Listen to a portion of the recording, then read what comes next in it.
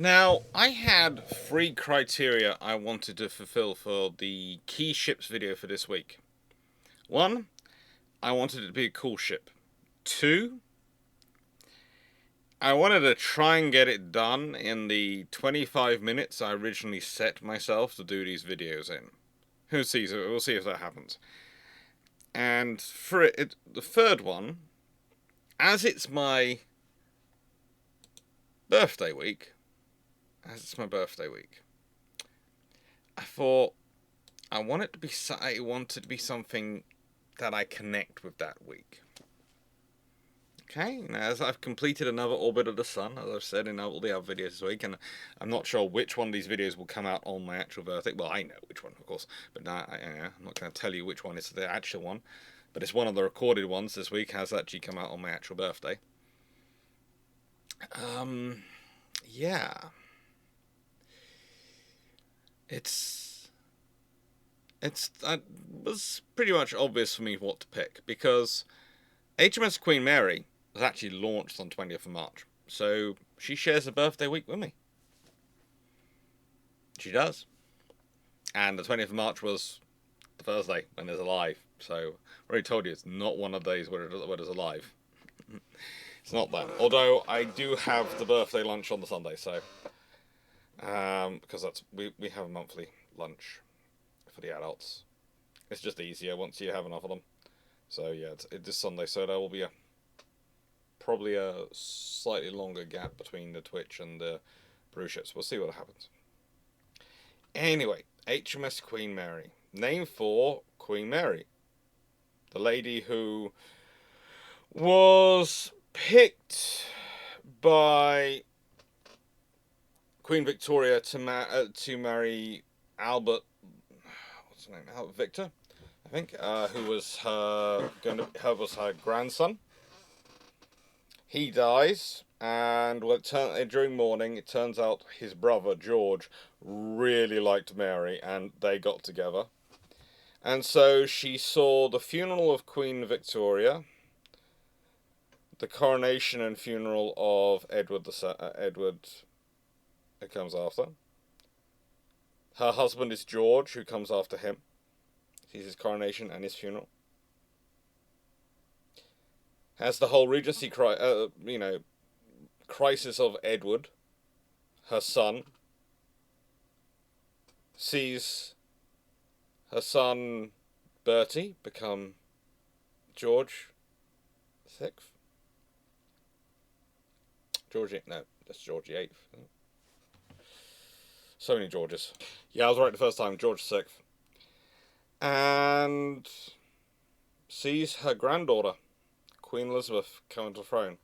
And realistically, you have Queen Victoria's picking out the lady equivalent of her as far as she's concerned for the modern era, Mary, when she's picking out who's going to be her grandson's wife and the future queen consort of Britain. And then Queen Elizabeth herself, it's well known she modelled herself in her regal version far more on her grandmother than her mother. Far more on her grandmother than her mother. Queen Mary was a special lady.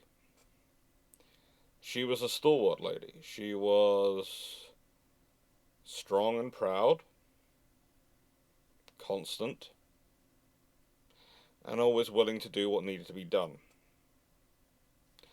Which rather sums up the ship as well.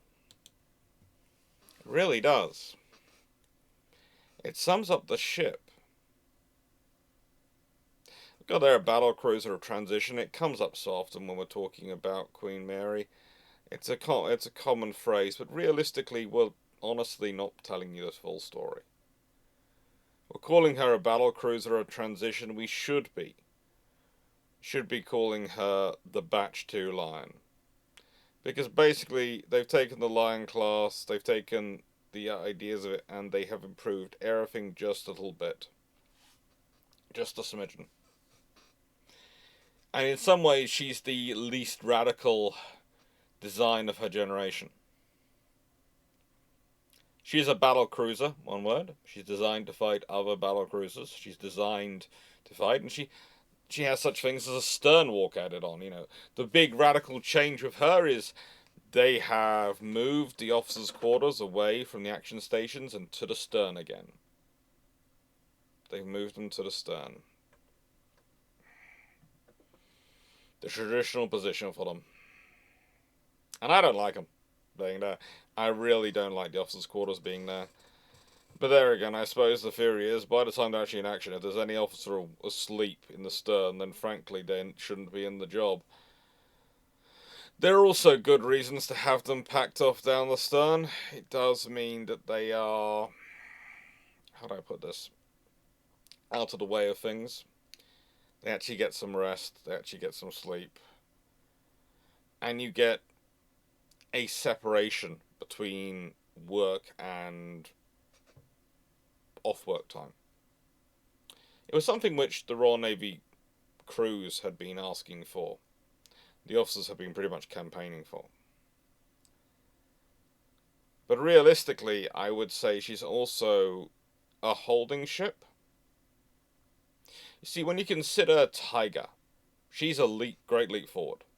Tiger is a true battle cruiser, one word. And a good example of that, please go look up her tonnage. Go look up her length and then compare that to Renown and Repulse. You'll find she is shorter than those two and a huge amount heavier than them. Shows you how much more densely packed she is, how much more solid she is. Why I laugh when people say that, Hood was going to be a fast battleship. No, she wasn't. She was a battle cruiser, 2 words design originally, which was turned into a battle cruiser 1 word design slapdashly, and is still not the solid battle cruiser design. That's Tiger. Tiger is using the experience from building the Lions, building Queen Mary, and leaping forward. If Tiger had also had 15-inch guns, I have no doubt that Tiger, A, doesn't gets kept for World War II, and kept around for World War II, and B, probably you're having the argument, people, of was Tiger really a fast battleship? Because when you look at her, she's got a denser, more solid structure, and more subdivision and better armor coverage than Hood.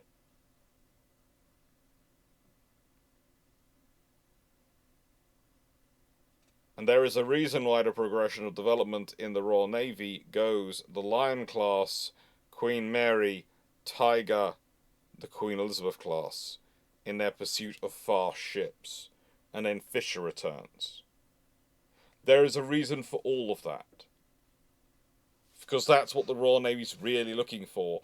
Because realistically, the battle cruisers are useful. But to an extent, a fast capital ship, which is a fairly good battleship, but also has the ability to move at speeds higher than most normal battleships, so it can be strategically flexible and can be tactically adaptable, is far more useful to the British global situation, and using their numbers of bases and cruisers to carry out what the battle cruiser would do. And if you find yourself meeting a battle cruiser, let's say, well, overwhelming your cruisers, having some fast capital ships which can box them in and will definitely win the fight is an advantage. Tiger is definitely moving in that direction. I would argue Tiger and the Queen Elizabeth are approaching that conundrum from the different two sides. Tiger is the ever getting heavier battle cruiser variant, which will turn into a fast battleship from that direction, and the Queen Elizabeths are a first attempt at a fast battleship, which fails because of I would say, some lack of small boilers. I think that would probably get her up fast enough that they would be considered fast battleships. They would be considered the first fast battleships if they had the small boilers. And they'd especially be getting there if they'd been originally designed for small boilers. If they would then got the next generation of small boilers later in their upgrades in the interwar period, they'd probably make them faster then. But what does that all give context to Queen Mary? Well, Queen Mary is this ship which is on the cusp of that. They've started out down that route under Jellicoe. The Lions have come along. He's reaching for more. He wants more. He needs more. And it's not because he's looking for the best. He's looking for the thing which best fits Britain's needs. And to be honest, when you're dealing with an empire the size of the British Empire, and this is the thing which people often forget when talking about what's going to be the best equipment. No, the largest empires often don't want the very best pieces of individual pieces of equipment. They don't, because they're going to be most expensive. They want something which is very good and good enough, but is at a price point so they can build it in enough numbers, they have it over the empire. They can cover everything they need to. It's that whole quantity is a quality all of its own.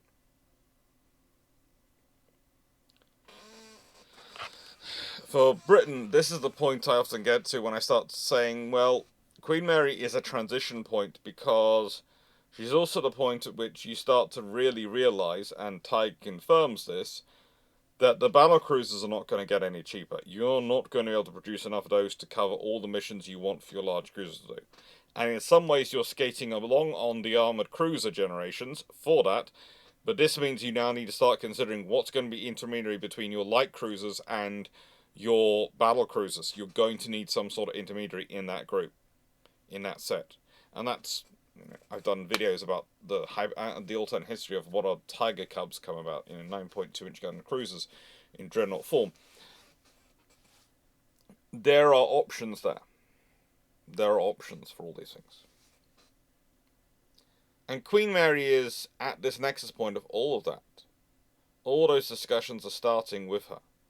So she's not necessarily a battlecruiser of transition, in that she is a bit of a transition herself, but she's also batch 2 of the Lions. But she's a battlecruiser which is built and ordered in the transition phase, when everyone's looking at what the future can be. The world is starting to change.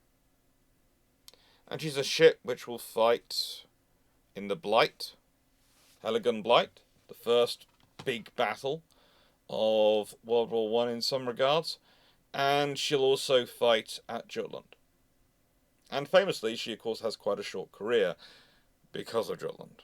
Now, I've got through one slide, and I haven't even reached the Shameless book plug. So I doubt I'm going to achieve the 25-minute mark, am I? So, Shameless book plug. Well, I always do this in every single video. It's to shamelessly plug my book. Because no one else is going to shamelessly plug my book, are they? Don't know. Do we think I can bribe my friends with chocolate bars? Because that's about my budget at the moment. I have a newly acquired house. And I have an old house which may or may not have a leak in its roof. Chocolate bars are about the limit of the budget. But, thank you for all your support of the channel. Seriously, I cannot overstate this. If it wasn't for you, I wouldn't be able to do this research. I certainly wouldn't be able to do all these videos and do all this historical outreach, which I love to do. I wouldn't be able to do anything of the stuff I do without your support. So thank you. It just wouldn't be possible without you. And thank you for liking, sharing, and subscribing. Thank you for doing all the things which help promote the channel and help it grow and reach more people. That really does mean a lot to me, especially in a year where apparently the bet target is 20,000.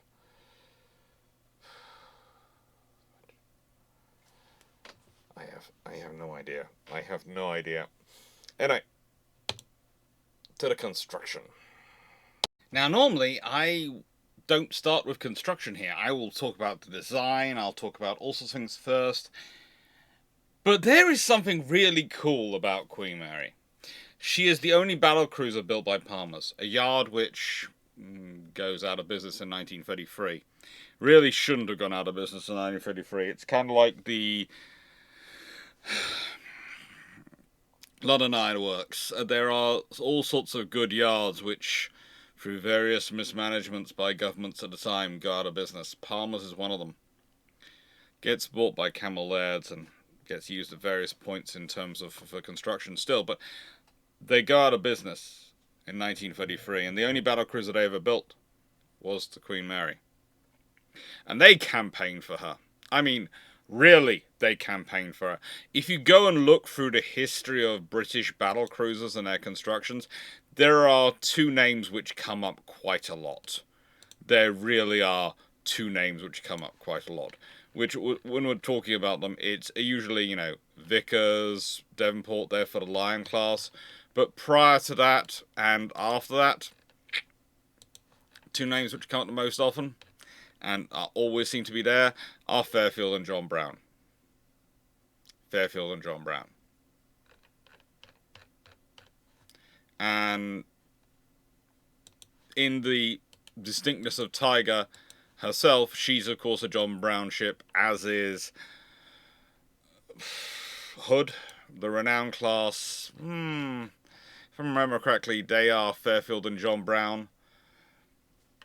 There are these yards which build battlecruisers for the Royal Navy. They build the battlecruisers, but this is a Palmer's built ship, and they campaigned to get her. They really did. They really wanted her, and they did everything they could for her. She is Palmer's to a T, or maybe I should say to a P. Every single part of her they went over with exquisite care. And the thing I find really, really interesting about her is if you consider the design work they were doing for Tiger was happening at the same time as they were making decisions to build Queen Mary, there is a chance that she comes out like Tiger. There is a world where Queen Mary is built as the first Tiger, and Tiger is the second one, and so you get two pairs: Lions, the big Lions, and then the Queen Mary class. Or maybe even Tiger would be an improved version of what the Queen Mary Tiger. Who knows? But that wasn't the scenario. They went with the design they knew which would work, which would produce something, and they were going with a little bit of improvements because they could have had that ready to go. One of the things you realize when you're talking about construction orders, navies are often very conservative with a small c about what they're ordering for their highest profile vessels and assets. Because nothing could be more embarrassing than a vessel entering service and it not working. Nothing. Also, nothing could be more dangerous for a nation than its capital ships entering service and not working. That will cause people to question your entire quality of your entire battle fleet and could put you in a bad strategic situation where people think that you're weaker than you are and that they can take advantage of that. Or it might make your own politicians perceive you're weaker than they are, which might mean they drop the ball when it comes to conflict management and deterrence. As they did in 1914 and 1939 and 1982. And we could argue more recently. Conflict management, deterrence, especially with conventional forces, is all about perception and capability. You have to have the capability as a constant viable for it to count. It has to be not something which they can plan around it not being available. So that means you need a certain number of units to be able to generate that. And it has to be perceived as being effective. It has to be perceived to be effective. And for it to be perceived to be effective, the strongest case to make for it to be perceived as effective is it has to actually be effective. You can fudge things for a little while. You can hype things up for a little while. But eventually people are going to see that the Emperor has no clothes.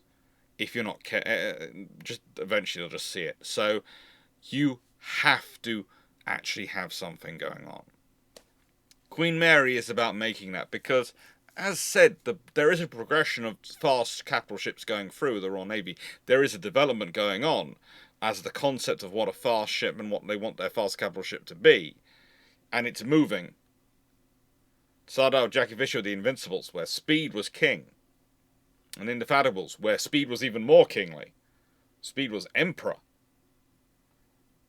And then the Lions, which are both faster, but also deadlier, and not as fast as they could have been if you'd made them the same metric as the Invincibles and Infallibles. And the same with Queen Mary. The same with Tiger. Because the power density you're getting out the engines, the horsepower per ton is going up. What you can generate from a certain tonnage of engines. And you're using that, so you're increasing the speed, but you're actually taking up slightly less space in the hull. Hull's getting bigger. The engines are getting bigger, but they're taking up less space in it. And they're providing more power, but if you used up the same amount of space you did in previous designs, you'd have even more power, but you'd have less subdivision, less armor, less protection. And remember, the difference between these ships, when talking battlecruiser, 2 words, battlecruiser, 1 word, fast battleship, and battleship. So we're talking not just about armor thickness, we're talking about its coverage of armor, how much armor they have. We're not just talking about, though, the armor on the outside, we're also talking about the internal stuff. What's their subdivision like? Do they look like a chocolate box with all the subdivision going on? Or a beehive? Honeycomb? Or do they look more like, I don't know, a tray of loaves? You know, lots of large spaces, which are both deep in the hull as well. Subdivision makes engines and space like that less efficient. It's not as good for cruising and long-range operations. It's far from home, but it does add to the armor you can carry and how much armor you can put around your ship and coverage, but also it adds to the survivability of the ship because, as we often discuss in this channel, depending which side of a bulkhead you are, can mean the difference between life and death. And can mean the difference between traumatic damage to equipment or just shock damage, which can be worked through until you get home and need it replaced. Those are the differences. So there we go to conception and design. And why am I bringing this up? I've already talked about the construction. I've already said that she's a slightly improved Lion class. Surely I've said anything about it. But the conception point is still important because the thing with Queen Mary is she's coming in at a point. They've got the 13.5-inch guns going in her. These are now very solid guns, very proven guns they're very happy with. They've been on multiple class of ships, and it fits with what they're building already this year. You know, one of the things I'm often surprised with, and this adds to my point about the Royal Navy and other service navies being very conservative in their approach, is that she doesn't have a test bed of new technologies. The fact that battle cruisers weren't used to test out the new technologies before they implemented battleships always surprised me, because a battle cruiser is usually a one-off by the point we're getting onto really novel stuff. You know, Tiger, as I said, first 15-inch gun shipped. It could well have been. And should probably have been. She should probably have been a 15-inch gun ship. Why? Because if she was, then you can test them out, and if they don't work, if you have any trouble with the stuff, you've got one ship going through ahead of the Queen Elizabeths. You could still go with it to Queen Elizabeth, but you're going to have a Canary to work things out before the Queen Elizabeth come through, and you need the battle line to work. You need that battle line to work. With Queen Mary, honestly, a completely oil-fired ship. Looking at the technology at the time, going for a complete oil-fired propulsion rather than a ship which could operate on coal but used oil to be sprayed on the coal to increase its burn rate.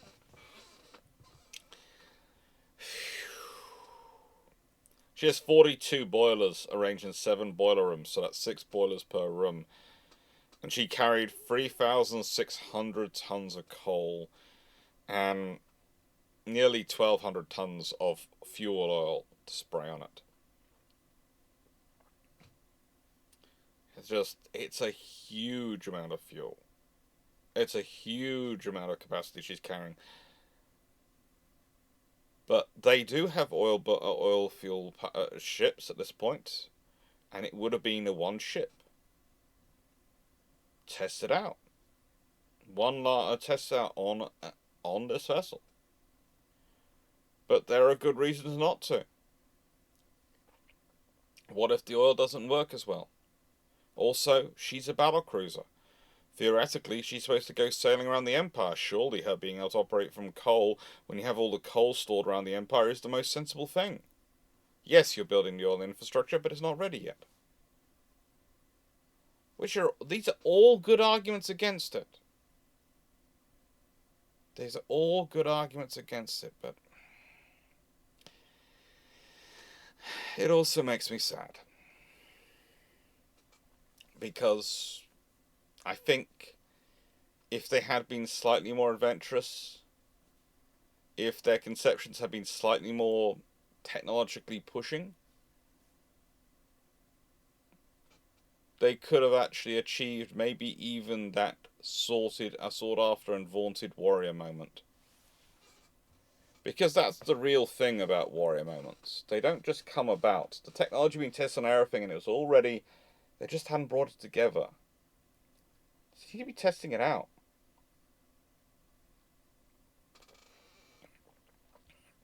You need to be testing it out. You need to be working out what you need. But she does operate well with the Lions. She does. She might be able to achieve 28 knots compared to the Lions' official speed of 27.5 knots. But that's a good thing. That's a good thing. It's a small advantage, but not enough that it's going to preclude her from operating with them. She might have, well, roughly the same armor profile, you can argue. Roughly the same armor profile as the Lions, but slightly differences in terms of the coverage. Slight differences. This is actually Lion class, not Queen Mary in terms of her coverage. And, well, there is a reason why she is 27,200 tons in normal load and the Lions are 26,690 tons in normal load. Yes, she displaces roughly 510 tons more. 510 tons more. And she's the same length. I mean, literally the same length. She's 700 foot 1 inches long, and the Lions are also, well, 700 feet long. So, you know, there's 1 inch difference. It's not going to add on 500 tons. No, it really doesn't, okay? It really doesn't. The Lions were 88 foot, 6.75 inches in beam. That's 27 meters to anyone who's in metric. And, well, she was 89 foot 1 inches, and that's 27.2 meters in beam. So, again, much lighter, wider, you know, many times wider.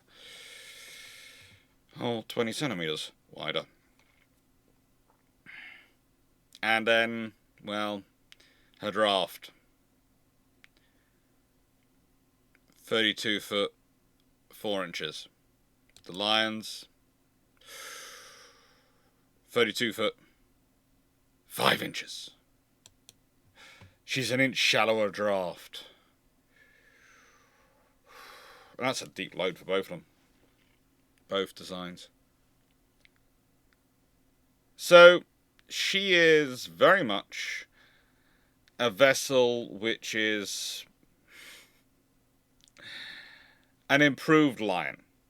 Very much her design is that of an improved Lion. And it gets more when you start to look into her vitals and you start to consider her power plants, etc. She is those Yarrow boilers. They're great. They really are.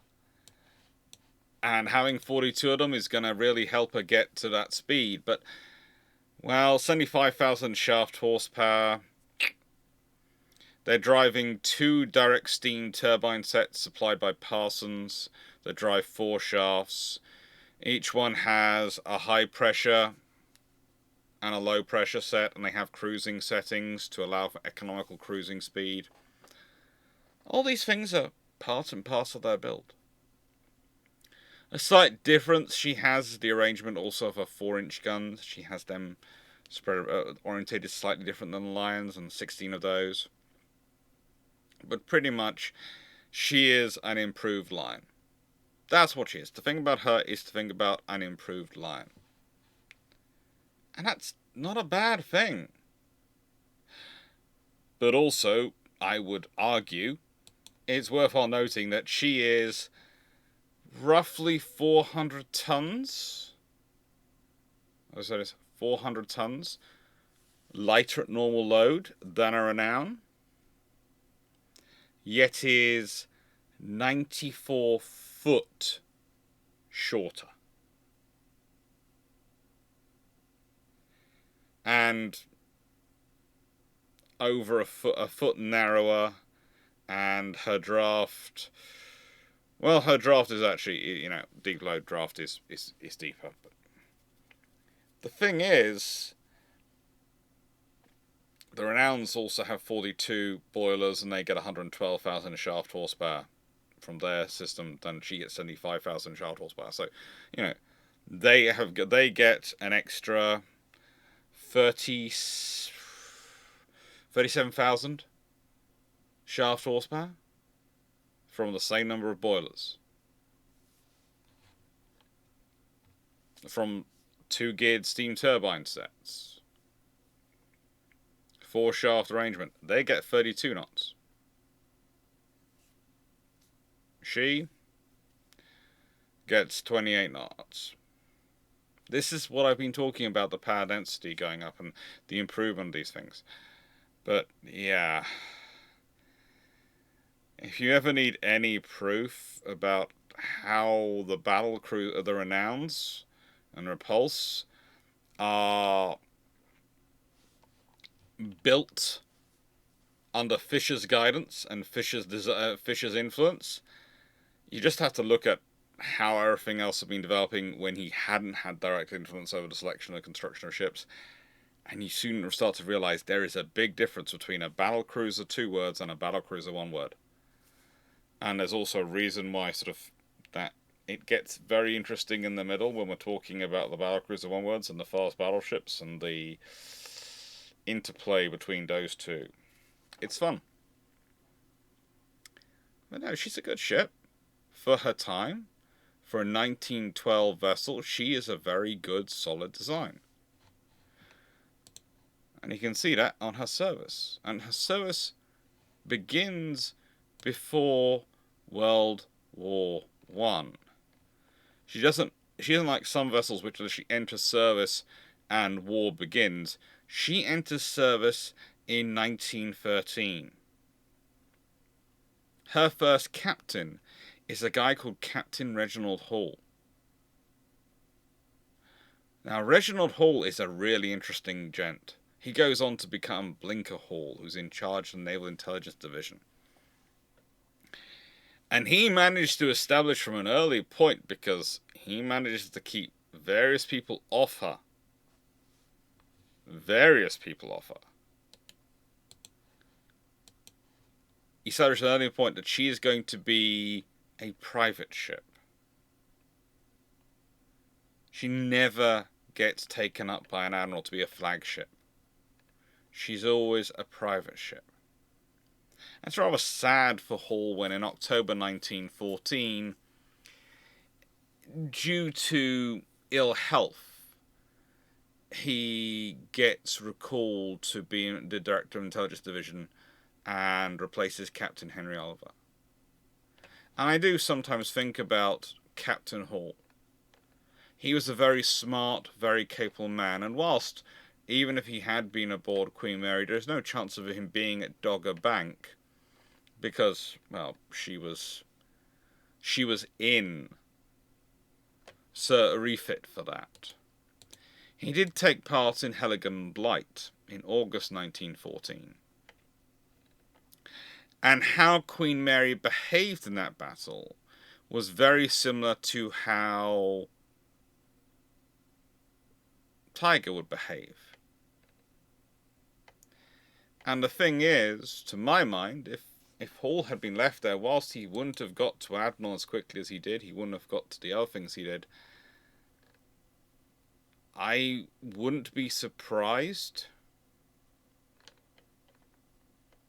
if she had been handled and would have developed very differently. Because he's an intelligence officer.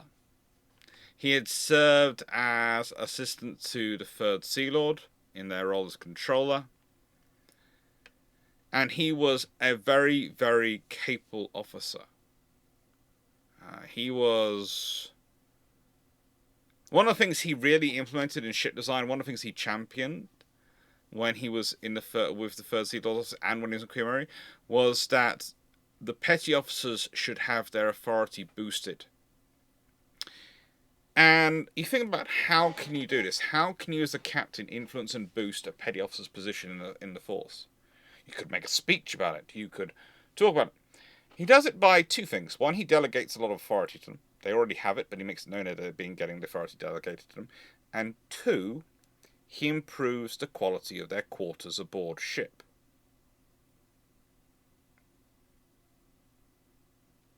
This is a man who also makes sure that they have washing machines on board, so that you don't have to have laundry covered out the shore, and to also help the sailors. He puts a bookshop on board the ship. He influenced the Royal Navy's first shipboard cinema. He has a long discussion of the people who are trying to sort out the water supply. When it's found that for the stokers to finish washing after duty it takes an hour, and no one else is prepared to help him, he turns around to his chiefs and sets them the challenge that they need to find a solution to get enough hot water that they could all wash in 15 minutes. And in return, they get a very special meal paid for by him. The chiefs had it sorted out within 2 days. His crew can now all wash within 12 minutes. The chiefs got their dinner. There are officers like Beatty occasionally who criticise him for being too soft on his crews. But actually, when you consider Jellicoe went on there, he considered it one of the most well-disciplined ships and most well-turned-out ships in the fleet. The crew knew that Hall cared about them. And the crew loved him for it.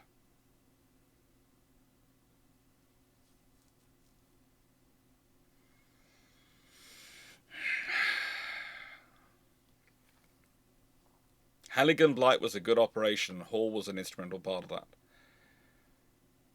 I do wonder if Hall had still been aboard her at Jutland, how things would have worked out. Of course, traditionally in Jutland, she gets hit by a double whammy into the magazine, and so there ain't much surviving that.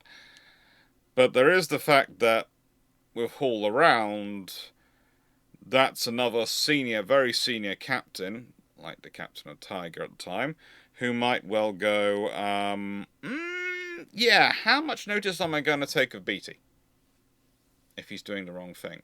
And more importantly, who might, well, considering his background in intelligence and knowing the value of information, might start broadcasting things loudly on his radios, giving loud updates.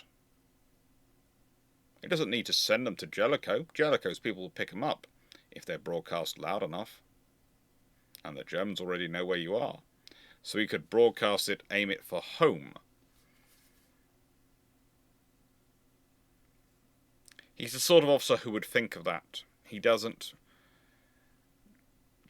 In some regards, ending up in the Naval Director of Intelligence Division is a godsend, because he really doesn't think in straight lines.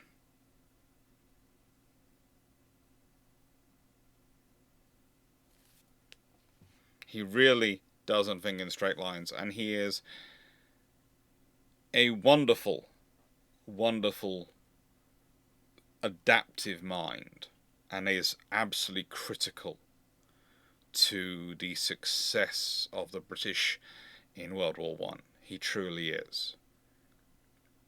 But I will also say he does bear a grudge for what happens to the Queen Mary. And he is one of those officers who, post-war, you know very quickly who he blames for the loss of his ship.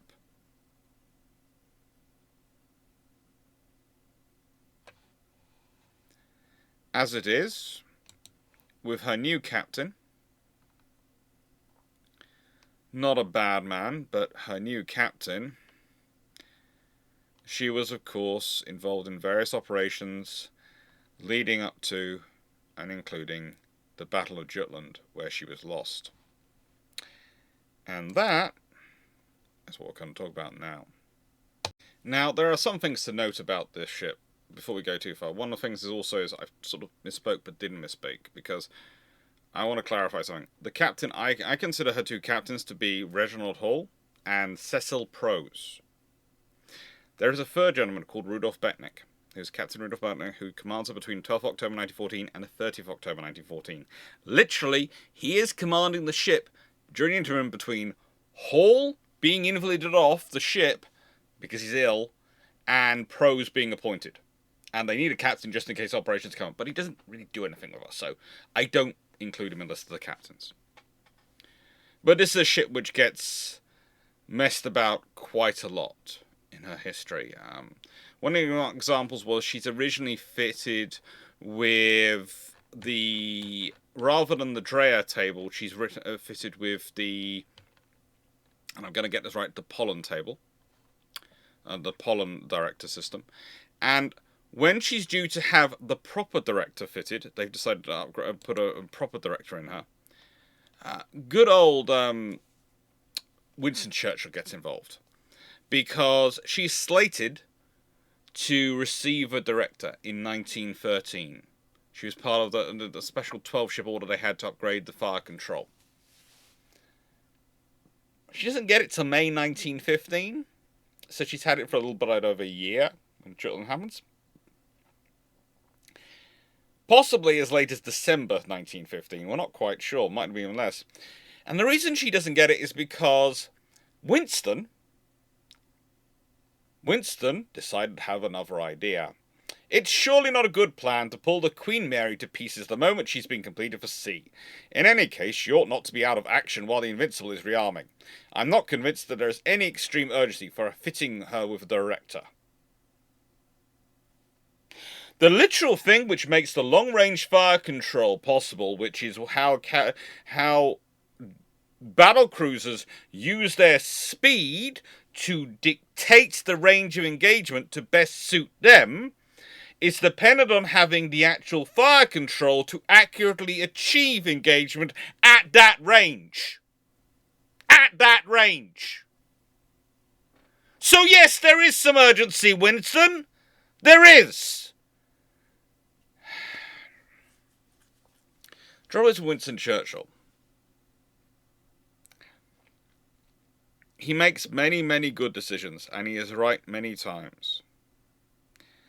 However, he's also someone of very firm convictions. And some of those convictions are truly stupid. Especially when it comes to ships and navies. Honestly, when you read some of the stuff he was coming up with, especially at the beginning of World War II, when he's put back in the Admiralty and decisions he's pushing through, you'd think the Royal Navy was tuning up to refight the, I don't know, Napoleonic Wars, not World War II. Because there's honestly discussions about whether or not you need fire control systems, i.e. the fuse clock, Mark II, etc., and those things, fuse keeping clock, for destroyers. Why do they need fire control? What? Isn't that a waste? Isn't that holding these ships up? Surely send them to sea without the fire control. No, you need it. The engagement ranges we're now engaging at, the targets we're now dealing with, aircraft, etc. You need these systems. But this is the world they're in. It's still a debated thing. It's still a debated thing.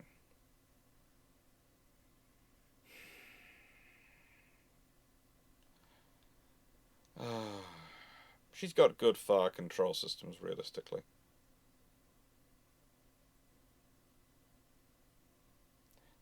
There is a debate because she does seem to be later on fitted with a Dreyer table to replace her pollen table as well. And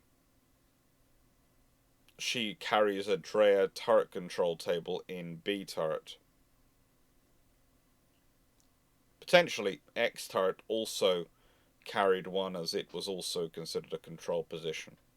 And that's normal in ships. You will have the directed control system, but you'll also have a table set up a certain place in the ship, and you'll have different control tables put into turrets where they can be, to enable you to have resiliency for if things go down, you can still fire accurately. But that doesn't help her at Jutland. And I've done enough videos about Jutland that I've talked about what happens to the ships. But the point is, between 1612 and 1615 hours, BT alters course 4 points to port to close the range. A manoeuvre which exposed Lion, his own flagship, and she's hit several times. And the damage to Lion causes all the German ships to lose sight of Lion, and so they switched their fire to Queen Mary.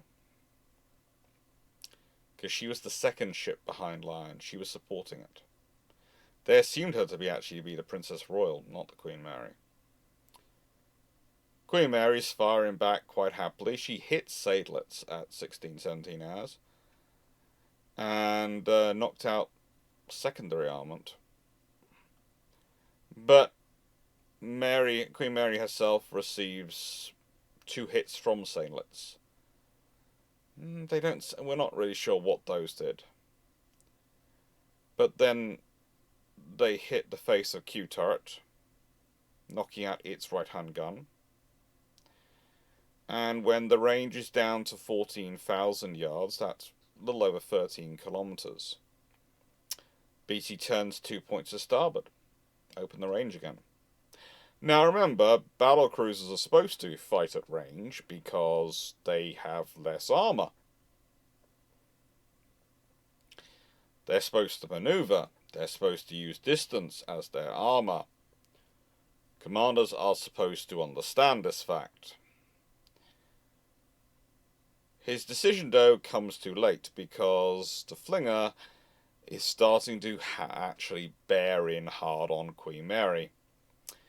One shell hits forward and then detonated either one, possibly both, of the forward magazines that break her into 2 near the foremast. There is a midshipman, Justin Story, who was stationed inside Q turret, who actually survived and reported there had been a large explosion forward, which rocked the turret, seemed to rock it on its bearings, and broke the left gun in half. That led to the breach falling into the working chamber, and the right gun coming off its trunnions, which meant it's not being supported and moving around as well. There's cordite in the working chamber which catches fire, and at that point everyone tries to get out. There's also a possibility Q's turret was struck by another shell as well. She rolls over and she sinks. Tiger, who was of course behind her, in creation, and behind her in this line is showered in the debris and tries to steers hard to port to avoid the remains. 18 survivors are picked up by the Royal Navy and 2 by the Germans.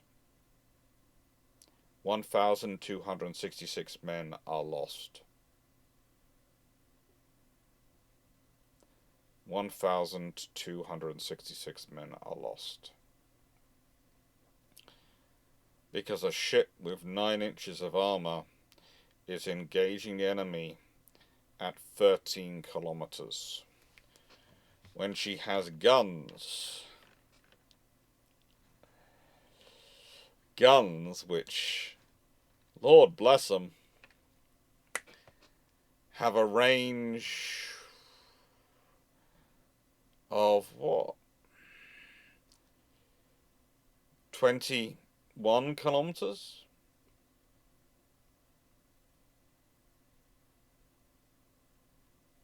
Roughly. Not quite half their range you're engaging down to, but if you're taking it down to below 2/3 of your maximum range, you are getting into spitballing distance. You are.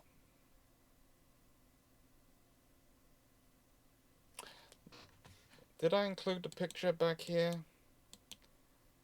I don't think I did, of Lion's turret. But those guns are hefty pieces. At Jutland, the ship had followed her admiral dutifully. She'd been there to support HMS Lion, to support Beatty. She did her job. She's a good ship.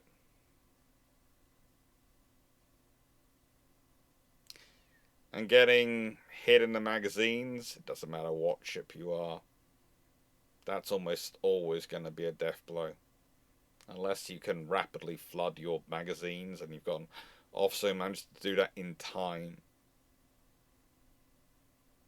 But yeah, she's broken in half. The one good thing I can say is that it was probably quick.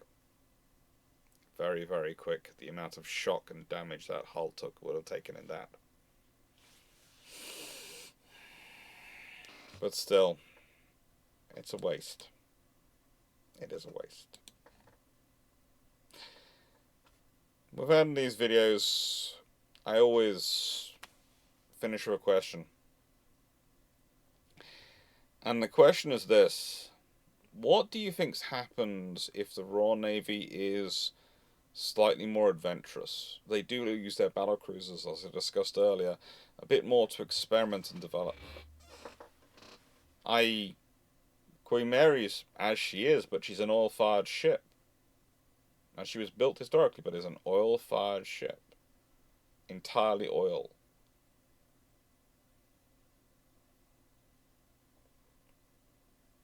What do you think changes? Myself, I think she probably becomes a 30-knot ship, which is going to cause some interesting things. Because that's really going to worry the Germans, because that's getting into horrendous speed advantages over their ships. But yeah. What do you think would happen if the Royal Navy had pursued with their battle cruisers slightly more adventurous things to test these things out before they go into their battleships, and used them as their test beds? Maybe if oil fired on Queen Mary, 15-inch guns on Tiger, also her still being oil fired, and so when you get the Queen Elizabeth class, suddenly they have that much more knowledge. Do they achieve the thing with the Queen Elizabeth being fast battleships? Are they 28-knot ships? That'd be scary. Queen Mary and Tiger being 30-knot plus ships, and Queen Elizabeth being 28-knot plus ships. 28-knot ships. Oof. That's a scary world for many nations at that point. So what we've got coming up? Well, next week we have Sir Walter Raleigh when this comes out. Sir Walter Raleigh. I think I'm going to record that video at some point. Probably Friday. Maybe Thursday. Take care, everyone. Thank you for watching. Hope you enjoyed. And if you liked the video, please do consider sharing, subscribing. Those things really do help the channel grow. And thank you for all your support. It really means a lot. And if you'd like to see more videos, as I said, like, share, subscribe. Helps the channel grow. Thank you.